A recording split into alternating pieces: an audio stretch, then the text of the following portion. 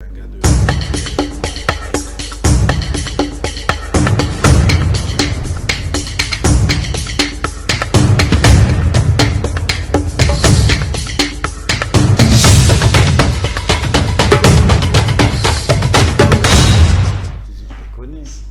Franchement, c'est une faute professionnelle. Bonsoir yéen a ngi seen biir émission Zone 221 comme chaque jour may am mbégte contentement di ànd ak yéen di leen tatagal di leen dalal aussi sama plateau comme ni ma koy waxee yéen ñi nga xam ne yéen a nekk ci réseau yi yéen aussi si ngeen bokk tey émission Zone 221 dama am gan chose première chose fait tey damay ànd ak l'international sénégalais Dame Ndoye Dame moom xam naa ne kenn dootu leen ko présenté deuxième partie bi xam naa moom lañ koy jagleel waxtaan ak moom ci li nga xamante ne mooy CAN bi dinañ waxtaan ak moom ci demi-finale bi et tout mais pour le moment liñ naan ganale dañoo am gan boo xamante ne dañ koy ganale tey xam naa booy kubaar si di ngeen ma baal tuuti ndax français bi mooy ëpp comme ni ngeen ko comprendre Dame maa ngi lay nuyu. maa lay fay mami. di la dalal.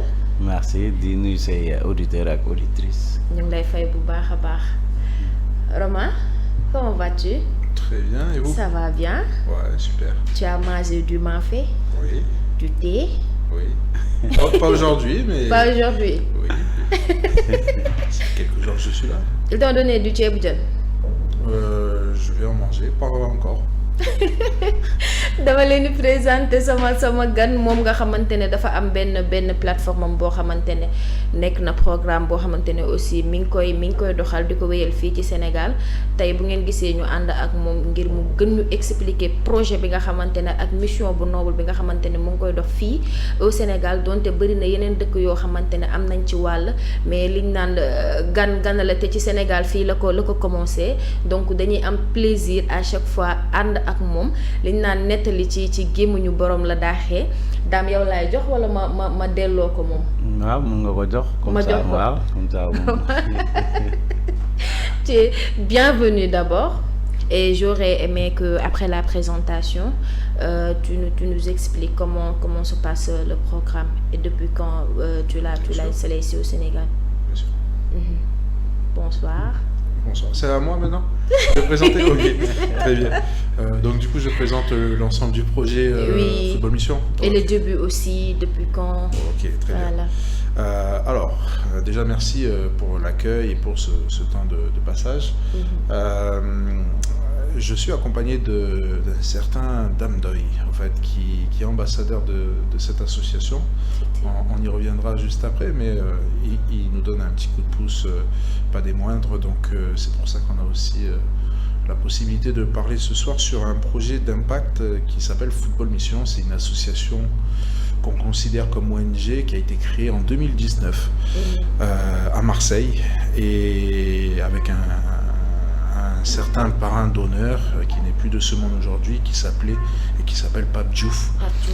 Voilà, donc ancien président de l'Olympique de Marseille et qui avait à cœur justement d'accompagner ce genre de projet social, humaniste, bienveillant, où le football était le facteur ou du moins le prétexte. Et donc cette association, Football Mission, elle est aujourd'hui présente en France avec son siège à Marseille et aussi au Maroc, au Sénégal et au Cameroun.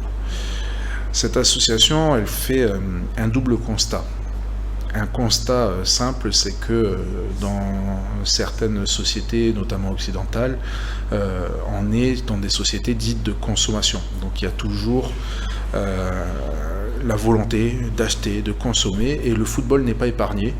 Et donc des clubs en France, il y a 12 000 clubs, il y a 3 millions de pratiquants, après il y a des licenciés, des non-licenciés, etc. Mais ce qui veut dire qu'il y a vraiment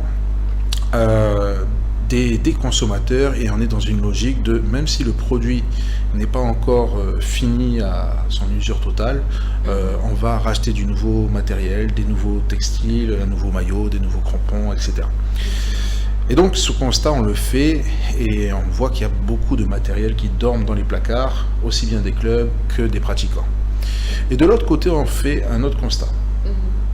En passant la Méditerranée, on se dit mais waouh, il y a une volonté, une ferveur autour de ce sport, le football. Tout le monde adorent ce sport, mais par contre les moyens et les conditions, qu'elles soient financières, structurelles, humaines, en compétences et en matériel, tout ça, c'est compliqué. Et encore plus dans certains endroits qui sont isolés ou qui sont éloignés des grandes villes. Et donc, on se dit, pourquoi pas prendre ce matériel qui dort inutilement pour justement faire profiter une partie de la population qui est passionnée de football, mais qui n'a pas la possibilité d'acquérir, soit parce que c'est loin, soit parce que c'est cher, mais d'acquérir ce matériel. Maintenant, nous, on se dit, ok, si on vient, on donne du matériel et on part, on ne sait pas ce que le matériel va advenir. Effectivement. Et aujourd'hui, on nous fait confiance en France pour nous donner du matériel, parce que justement, on gère toute une chaîne logistique, donc du donateur jusqu'au bénéficiaire. C'est ce qui crée vraiment cette légitimité. Et en même temps, comme on l'a dit tout à l'heure, dans les zones rurales, il y a des vrais besoins. Et on travaille avec les communautés rurales, tout le monde, les autorités, les femmes, les jeunes, tout le monde, pour faire vraiment des projets durables à impact sur un plan social, éducatif, sur un plan environnemental et sur un plan économique. C'est comme ça que tout ce qu'on va initier, à terme, ça sera des projets qui vont durer dans le temps, et c'est la vraie problématique à chaque fois que ici il y a un projet qui se crée, on ne le pense pas durable, on le pense immédiat. Et nous, on ne veut pas que ce projet, quand on part, il tombe à l'eau, parce que ça va créer de la frustration, et en fait tout ce qui va être mis comme énergie, on va tout perdre. Donc il faut aussi qu'on accompagne à une certaine autonomisation des projets qui seront initiés avec le football, pour que derrière le village dure dans le temps et puisse proposer à des jeunes des vraies activités éducatives, citoyennes, autour du football, faire le lien avec les écoles, les collèges, etc., les associations, donc vraiment un tissu éducatif global, et en même temps permettre à ces jeunes aussi d'avoir des perspectives d'avenir. C'est-à-dire que le football, quand on est jeune, c'est bien, on s'occupe de nous, mais par contre, qu'est-ce que je fais demain ? Est-ce que quand je regarde mon téléphone, j'ai pas plus intérêt à aller sur Dakar ou à y chercher d'aller en Europe pour avoir des perspectives, des opportunités, ce qui est vrai aujourd'hui, mais l'idée c'est aussi de dire, non, il y a encore beaucoup de choses à faire dans les zones rurales, dans les campagnes, et aujourd'hui, on te propose justement un avenir meilleur. C'est un petit peu la logique qu'on a, et c'est pour ça qu'on assemble tout le monde autour de ce petit ballon, parce que derrière, tout le monde est prêt à jouer le jeu. Voilà Football Mission. Et qu'est-ce qui vous motive ? Qu'est-ce qui me motive ? Vous savez, on est dans une société aujourd'hui où, quand je dis société, c'est un monde avec beaucoup de tensions. On est aujourd'hui tous des protecteurs, on est aujourd'hui tous des pays qui cherchent des intérêts au détriment de ce qu'on appelle une forme d'humanisme. Et quand on voit qu'on est avec plein de pays où ils sont en guerre, etc., et que derrière, il y a des gens, parce que l'association c'est plusieurs bénévoles, c'est des centaines de bénévoles, il y a des gens, il y a des ONG qui sont prêts à œuvrer quelque part, non pas pour faire la guerre, mais pour justement créer une forme d'impact à travers du bonheur. Et donc quand on donne un ballon à un village, un groupe d'enfants, on voit que des sourires. Et toute cette forme de retour, même si elle est désintéressée, elle est tellement enrichissante que ça continue à motiver. Et il y a du matériel. Donc nous, ce qui nous motive, c'est d'être un peu dans une forme de lucidité, de logique. Ce matériel, il ne doit pas dormir, il doit être utile. On a des jeunes aujourd'hui qui ne savent pas quoi faire. Il faut travailler avec eux, avec les populations, les adultes, pour leur donner des perspectives. Voilà, c'est un tout au fait, mais c'est vrai que personnellement, j'y gagne rien. Que des sourires. C'est plus important. Et Football Mission englobe combien de pays ici au Sénégal ? Ici, en Afrique du moins.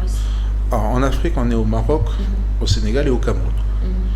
Au Sénégal, ça fait 2 ans qu'on accompagne les villages, en Casamance notamment. Cette année, on enchaîne avec 2 nouveaux villages, donc de nouveau au pluriel, 5 de plus en Casamance et 5 nouveaux dans la région de Thiès, donc au sud de la région de Thiès. Et au total, ça fait maintenant plus d'une 40aine de villages qu'on accompagne. Donc des milliers de jeunes qui bénéficient aujourd'hui à travers le matériel qu'on a distribué, mais aussi à travers la structuration des clubs qu'on a pu avoir dans les différents villages. Donc c'est des milliers de jeunes qui peuvent pratiquer un football régulier par l'intermédiaire de Football Mission. Donc c'est par l'intermédiaire de certains partenaires et des bénévoles en France et en Afrique également. Donc vous avez choisi le Sénégal, le Maroc comme par hasard ou bien? Le Sénégal, alors le Maroc c'était le projet pilote. On sortait d'une phase Covid, donc il fallait aussi que ça soit un projet accessible sur un plan logistique, sur un plan financier. Et on a eu la possibilité de mettre en place notre activité auprès d'une multitude de structures associatives, clubs de foot, orphelinats, associations d'insertion, etc. et des villages. Et en fait, on s'est aperçu que les villages répondaient plus favorablement à ce qu'on pouvait proposer et l'impact était beaucoup plus durable, c'était ce qu'on recherchait. Donc à partir de cette méthodologie-là qu'on a renforcée, on est allé davantage sur les villages au Cameroun et au Sénégal. Et le Sénégal, en fait, c'est tout simplement parce qu'on avait à cœur de rendre hommage à notre parrain d'honneur. Il venait de décéder, donc du coup l'idée c'était aussi de faire un projet au Sénégal. On a commencé par la Casamance et puis on va faire d'autres régions en fonction des moyens qu'on dispose. Voilà. Donc, plus on a de moyens, plus on fait de régions. Effectivement, comme je vous dis à chaque fois yéen a ngi seen biir émission zone 221 tey dama am gan mu am benn projet boo xamante ne mu ngi leen koy jàllale dama li ma leen di wax à chaque fois rek tapoter ngeen partager aussi ngeen koy déglu parce que bu mu gudd rek wala bu ngeen ñàkk temps rek ngeen bluffé ko déglu leen ko parce que ça peut vous intéresser. Et les inconvénients que vous rencontrez depuis le début? Les inconvénients, c'est vrai qu'il y a cette satisfaction lorsqu'on distribue le matériel, lorsqu'on fait les formations et qu'on voit les projets durables se créer. Ça, c'est une vraie satisfaction. Maintenant, pour y arriver, c'est quelque part le concours du combattant. Parce que bien sûr, le matériel, la paire de crampons qu'on récupère, il faut faire des kilomètres et des kilomètres en France, l'acheminer, trier ce qui est bien, ce qui est pas bien, donc seulement ce qui est bien part. Et ensuite, derrière, ça prend le bateau, ça arrive ici, au port. Et là, il y a la fameuse épreuve des douanes.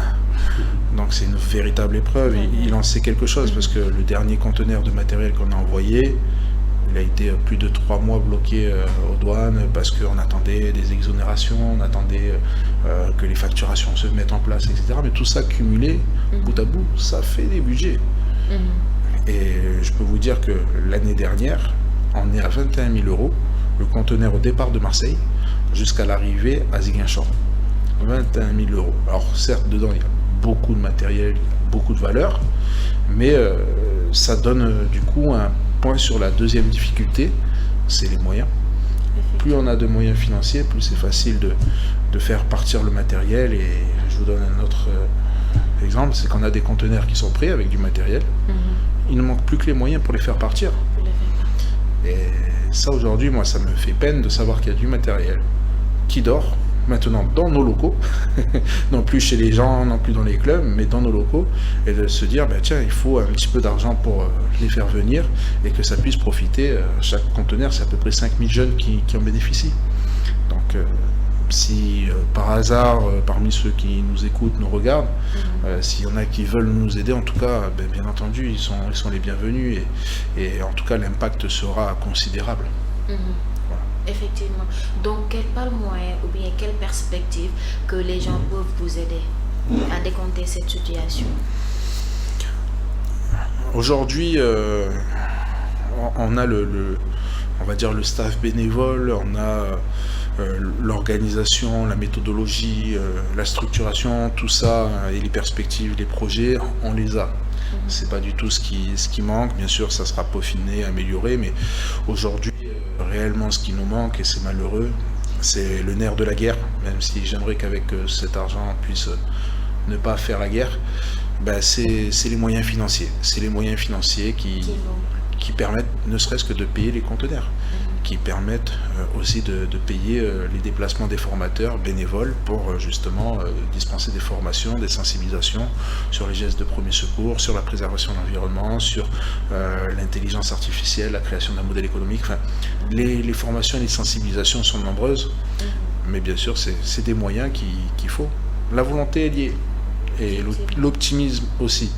Et après, des fois, on peut marquer un but dans un match les premières minutes et penser qu'on a gagné. Et ben nous, aujourd'hui, on est à la 87e minute.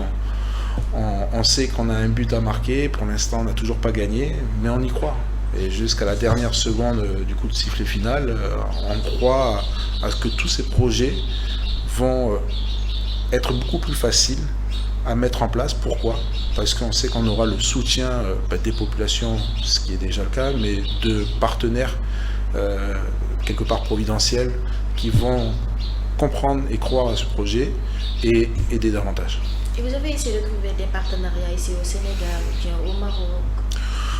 Oui, alors chaque pays sa particularité, mais aujourd'hui le Sénégal, on a des tout petits partenaires. On a l'ambassade de France qui nous a aidés, on a une collectivité en Casamance qui nous a aidés, mais ça représente 5%, 4% de ce qu'on doit sortir. Et je pense que des bénévoles eux-mêmes ont mis plus d'argent de leur poche que des partenaires privés ou institutionnels. Donc au final, là aujourd'hui, on a besoin de partenaires structurants qui se disent mais attends, mais c'est une opportunité monumentale, pourquoi je n'étais pas au courant avant, et comment on fait pour aller avec eux à fond, parce que on sait qu'en 10 ans c'est 50, 100 000 gamins qui seront aidés avec Football Mission. Et 50, 100 000 gamins, j'en connais peu d'ONG qui ont un tel impact, donc et avec le plus grand des respects de toutes les ONG, parce que je sais les difficultés qu'il y a pour justement œuvrer au Sénégal, et avec les conditions et le contexte qui a été aussi pendant 1 an et demi, s'est étendu. D'ailleurs, on devait faire des actions avant, mais il y avait les élections, enfin, il y avait des blocages, il y avait pas mal de choses, donc on a retardé un petit peu notre accompagnement. Mais on y croit, un peu comme en Angleterre. On sait que jusqu'à la dernière seconde, il y a un match à jouer, et en fait c'est simple. Aujourd'hui on est en division amateur, et si on marque le but sur les dernières secondes, on passe en division professionnelle, et là c'est différent. Non pas pour gagner de l'argent, mais surtout pour aider plus. Donc c'est une autre division. Effectivement, madame, si vous avez quelque chose à ajouter. Ouais, c'est juste que depuis 1 an, on travaille ensemble. Et comme il a souligné, c'est lui et les bénévoles qui mettent leur argent dessus. Donc vraiment, on a besoin de sponsors, on a besoin de certains joueurs qui habitent dans certains villages et venir accompagner le projet pour que ça puisse être un projet durable. Effectivement, donc vous avez des problèmes à les contacter, bien? Ouais, certains, des fois c'est un peu compliqué, ils sont dans le championnat et ils n'ont pas beaucoup de temps, j'en sais quelque chose, mais c'est aux gens aux alentours qui peuvent les aider à leur parler et puis à l'exposer le sujet. Donc eux tout seuls ils peuvent rien faire, c'est pourquoi ils ont une équipe tout le temps aux alentours, la famille ou bien leur manager ou quelque chose comme ça. Donc c'est plus dans ce sens, œuvrer pour les jeunes et puis s'entraider pour faire développer notre pays. C'est tout ça, c'est dans le but d'aider en fait les jeunes. Ouais, c'est dans le but d'accompagner les jeunes et puis pour les jeunes, pour qu'ils pour qu'ils ne quittent pas leur village, venir à Dakar ou à Thiès ou dans une autre ville et puis avoir des difficultés loin de la famille, tout ça. Donc s'ils ont un réel projet qui viennent à leur secours et qui leur permettent d'être avec la famille et puis peut-être réussir à l'avenir, pourquoi pas aider ce projet et accompagner ce projet. Donc même le mot de la fin et les choses que tu veux faire passer. pour les bonnes volontés et les professionnels aussi. Bon, ben, merci déjà encore une fois pour cette invitation, car ça permet justement de mettre des mots sur un projet, sur des actions qui sont menées par l'ONG, par des bénévoles. Donc grande reconnaissance à tous ces bénévoles, aux partenaires aussi qui nous permettent malgré tout d'avancer un petit peu, mais comme je l'ai dit tout à l'heure, il faut qu'on passe de division. Voilà, quand on a des conteneurs de matériel qui sont bloqués aujourd'hui ou qu'on pourrait envoyer et qui puissent bénéficier à des jeunes, ben, c'est dommage aujourd'hui d'en être à une situation où c'est juste l'aspect financier qui bloque, parce que tout le reste ça va fonctionner et ça fonctionne déjà, mais en soi on est joignable. On est parfaitement joignable sur les réseaux sociaux, sur le site internet. Et puis j'invite toutes celles et ceux qui ont un pouvoir d'influence, ou voire même à travers un réseau de partenaires et autres, à nous contacter et à faire aussi comme Dame, à savoir être à nos côtés, parce que une équipe de football, ça se joue à 11. Voilà, donc là aujourd'hui Dame il est seul sur le terrain un petit peu, et puis il faut qu'on le soutienne pour qu'il marque des buts, sinon il va pas marquer beaucoup de buts. Voilà, tout simplement. Merci beaucoup, mais ça a été un plaisir d'être avec vous et j'ose espérer que le message va très bientôt passer, Inch'Allah. Merci. Merci à vous. Super. Merci.